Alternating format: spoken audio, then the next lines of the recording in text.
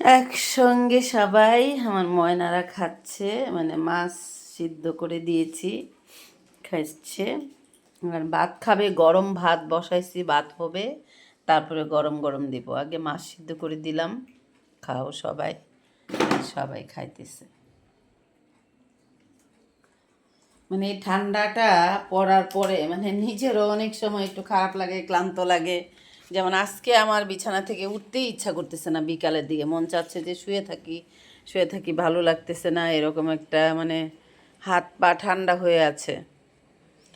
তো বাচ্চাদের জন্য অনেক সময় খাবার রেডি করে পরিবেশন করতে চাইলেও আলসি লাগে মনের মধ্যে।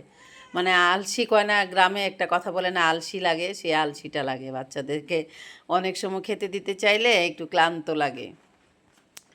এখন ঠান্ডা পড়ছে তো আমি আসলে আলসামি করি না, ক্লান্ত হই না, ওদের খাবার যখন যেটা প্রয়োজন সেটা রেডি করে দিই। কিন্তু এখন প্রচণ্ড ঠান্ডা পড়ছে না, মানে আজকে আমার কেন জানি বেশি ঠান্ডা লাগতেছে।